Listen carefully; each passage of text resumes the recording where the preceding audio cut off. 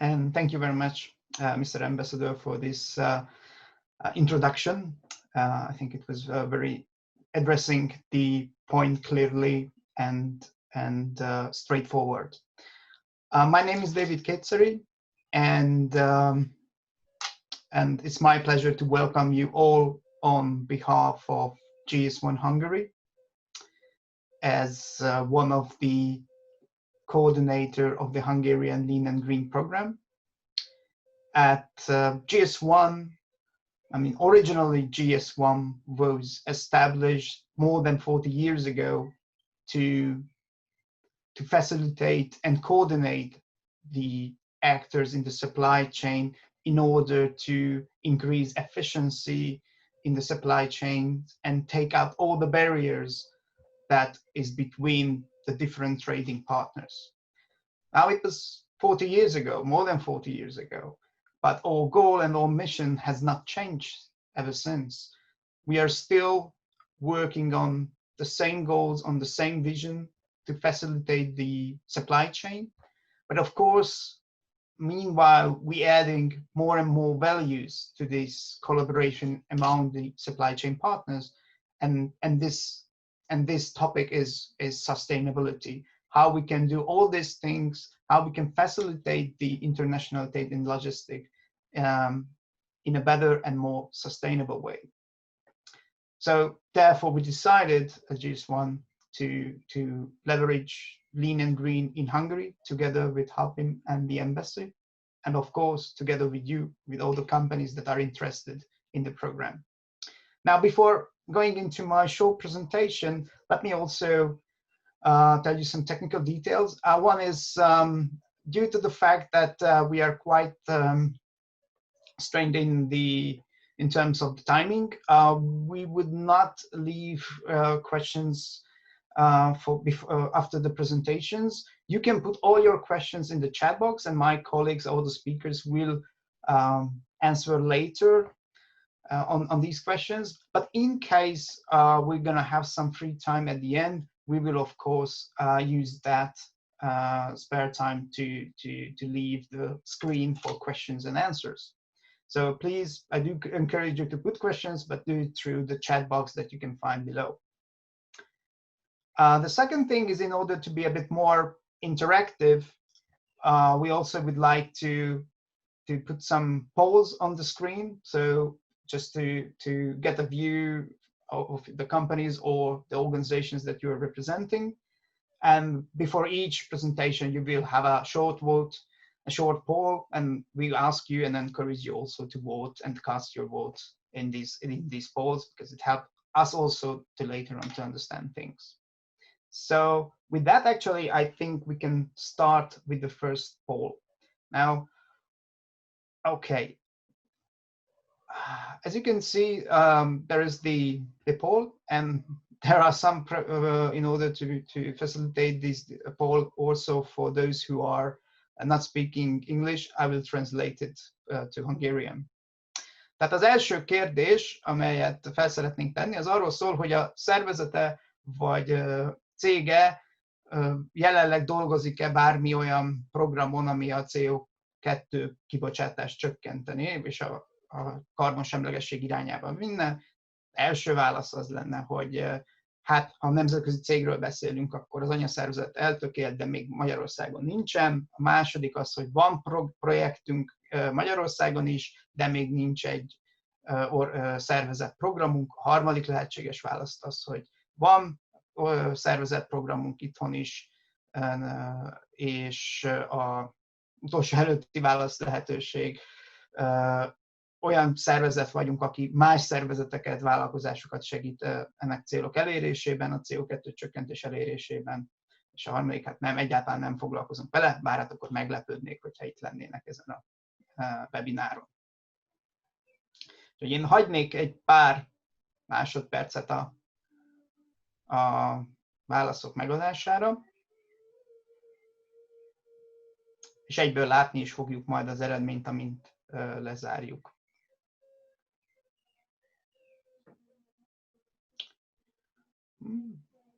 Jó, szerintem elég idő volt rá, hogy bejelöljék a résztvevők. So I think it was sufficient time to cast your vote. And hopefully we're going to see even at the same time the result now.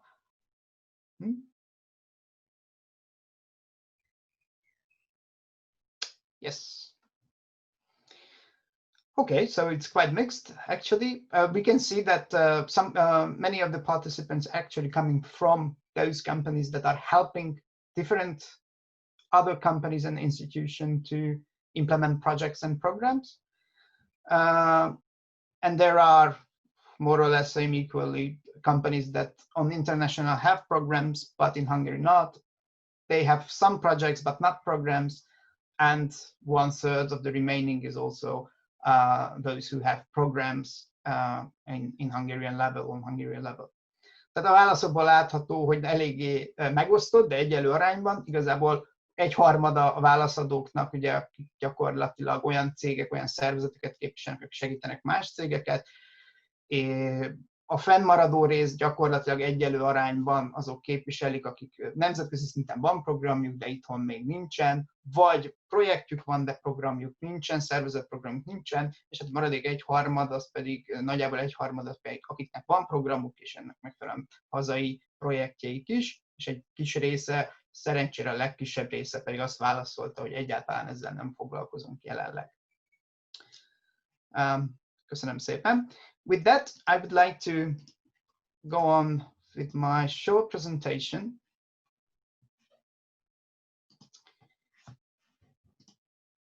And then I just share my, okay, I hope everybody can see my presentation on my slide deck. So when we are talking about sustainability, I think it's first we need to clarify what sustainability means. It's a very popular word. We all know that sustainability has become a trend, actually, a trendy word, and everybody is talking about sustainability. We should do sustainable work. We should operate in a sustainable way. And according to many surveys, actually, the sustainability, the topic of sustainability has become part of the strategy of many organizations, many companies. And it's definitely a word that should be put on the banner, on the flag of the companies. But what sustainability actually means, I think if you put this question, then you will get many different answers from and responses from the companies. For many, sustainability means food waste, right?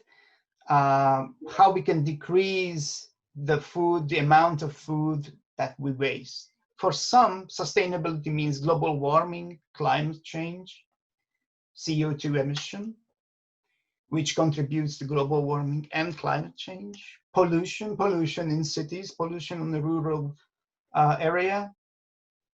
For some, it's recycling, or for some, it's sustainable operations, sustainable financial operation, and so on and so on. So what is sustainability? Actually, it's all. Just take the example of food waste. This is one topic, one specific topic. And you probably know that 1/3 of the world's food is wasted. That's a lot of food that we are just throwing out to the trash. But it's not just, okay, wasting food. It has implications. It has social implications. With this food that we just throw out in the developed countries, all the roughly 800 million undernourished people could be fed. That's a social perspective. But also there's another perspective, which is the environment perspective. Food waste alone causes 8% of greenhouse gases. And in the US, it's equivalent, only in the US, it's equivalent to over 30 million cars greenhouse emissions. That's a huge That's the environment perspective of food waste. And there is another aspect, which is the financial aspect. The loss that is caused by food waste, it's a loss in the revenue of retailers of 4%. 4% means a lot. Can you imagine a retail chain? 4% of the revenue is lost because they are not dealing this. So this was just an example that if you take out any of the topics that I mentioned below, several topics about sustainability and how people perceive sustainability, it's all interconnected and it all drives us to the definition of sustainability. There is a commonly accepted approach and definition to sustainability, which defines sustainability as the common set of three major perspectives: environmental perspective, social perspective, and financial perspective. And the common set of these three major perspectives is the sustainability. And why it is so? It is so because, I mean, you can be really, or you can love the idea of sustainability, but if it's not sustainable from economic perspective, there is no money in it, let's put it in that way, nobody will do it. The other way around, I mean, it's we can really concentrate on making profit and only making profit, as we have been doing this for decades now. But at the end of the day, we will destroy our world. And also, we can be environment, we can concentrate on doing it in a financially sustainable way. But if we are not paying attention to the social part, then again, we will not be able to be successful in order to be sustainable, really. And sustainable means to exist constantly. And this should be a common goal for all, not just for governments, not just for companies, but also for people, for man, to behave, to live in a sustainable way, to ensure that we can exist constantly.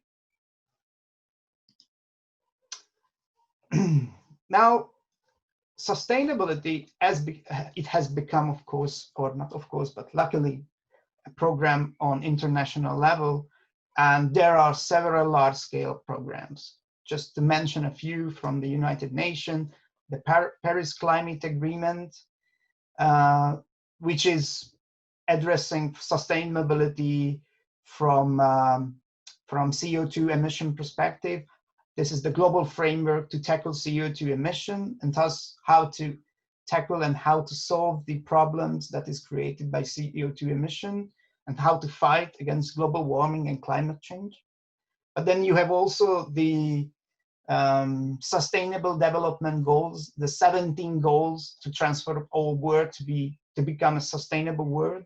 And again, as you can see from these 17 goals, it's very mixed, it's very variable. You find many, many different topics into it. And we have to address all these things together and put it on a strategic level and try to implement it. Speaking about international programs, there's another quite well-known and commonly used word, which is circular economy, which is an efficient approach to address the challenges of sustainability, as the circular economy is a model of production and consumption which involves sharing, leasing, reusing, repairing, refurbishing, and recycling existing materials and products all along the supply chain as long as possible. In this way, the life cycle of products is extended, thus contributing to sustainability.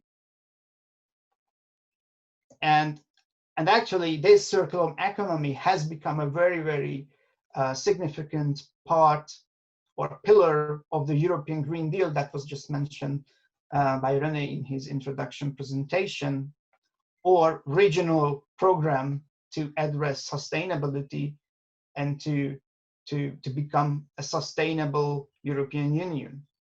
And I can just only share René's view on it. We have to align on this, and we have to together implement and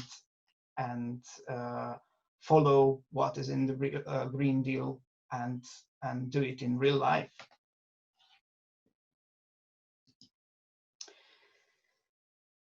last but not least, I also wanted to mention, because these are the different levels. You see international, UN, and then you have the regional level. And last but not least, you have also the national level of these programs. Yes, we have been waiting for this, but finally last year Hungary has published its own local national program in order to tackle climate change. And this is something for us in Hungary also to consider and to take out what is beneficial for us to operate in a sustainable way. And having these programs, I think, on international, regional, and national levels are just the first step. I know that we will not solve anything with papers or with words on papers, but this is still the first step. We need a strategy to implement, and these programs are about the strategy, are about the high-level strategy on international, on regional, as well as on national level. But then we also need to implement the strategies. We need programs, strategies on organizational or on company level. And maybe for the last, I would also add, we also need our own strategy to live sustainable. This is also very important. And how we can implement these programs, these strategies? Well, we can do it only together. We need to collaborate. There is no one company. I mean, one company, one country will not be able to solve the climate change or the challenges of sustainability and all the things that I just mentioned before. We need to work together. Collaboration is everything. Collaboration is everything to be efficient, financial perspective, to have an efficient supply chain. Without collaboration, you will not succeed. But when we are talking about sustainability on a global scale, again, collaboration is the key to succeed. And if we don't succeed, then we will all face the devastating implications. So success is the only option, and therefore I think collaboration is the only option to move forward. Now, collaboration among the supply actors in the supply chain is also a critical factor, obviously. We need to look at the supply chain as a whole, and each part of this whole chain should do their own and should act together in order to reach the common goals that we set in the strategy. This is not easy. International trade, just take the example of international trade and how many companies are involved in it. That's a huge. And only we know that even in Hungary, I mean, to make companies sit around the same table and align on strategies, that's very time consuming. It's very hard. But we have to understand that we have to do it. And when we are talking about sustainability, we have to do it in the same way. Without this, we won't be able to succeed, I guarantee. Now, and in order to reach sustainability, and in a way, it's not equal, circular economy is not equal to sustainability, but definitely contributes to that. There is a very nice new document that was published a couple of weeks ago that was describing circular data and how it is related to circular economy and sustainability. The whole thing is about that we need to align all plans. There's no company E, no company B, no company C. There's only we, as a supply chain as a whole.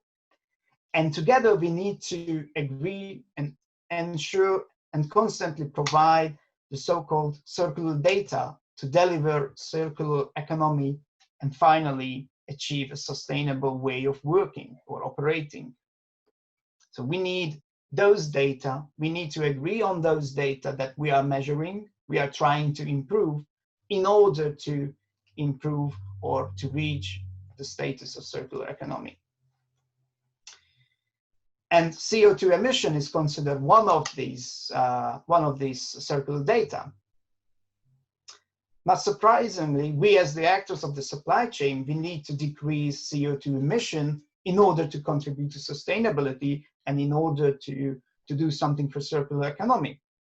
And the goals are defined in different international treaties on a high level, such as the Paris Climate Agreement.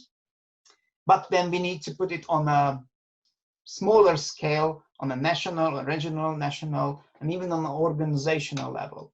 And in my perspective, Lean and Green is about this. Lean and Green was established in the Netherlands several years ago with the aim to unite the actors of the supply chain to work together, establish a common way to measure CO2 emission, to share best practices, to decrease emission in order to help companies to reach the brave goals of the Paris Climate Agreement.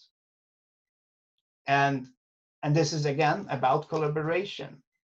100% collaboration, zero emission. That's the brave goals we have here.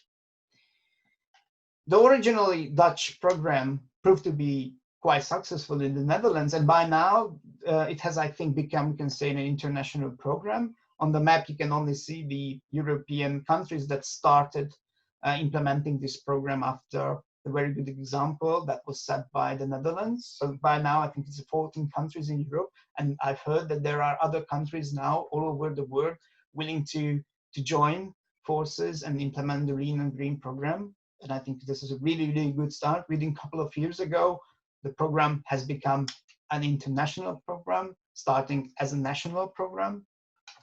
So it's really the good and promising way forward. Here are some companies that joined Lean and Green. Just a few examples. Either they joined in one country or in several countries, but it's a growing number of companies. And hopefully this trend will just increase and boom. And we will have more and more companies agreeing on common goals, agreeing to work together in order to reach the same and commonly agreed goals. Anita has already mentioned you this establishment, the sign of the collaboration agreement that we did last year, at the end of last year. Yeah, that was the kickoff of this program. And all these three organizations, I think the embassy, the association, as well as GS1, are the good companies, organizations to coordinate and take the lead to help companies to reach this goal. But we are here just to help, not to do the job, because by the end, it has to be those companies doing the job that are actually operating retailers, logistic providers, and manufacturers.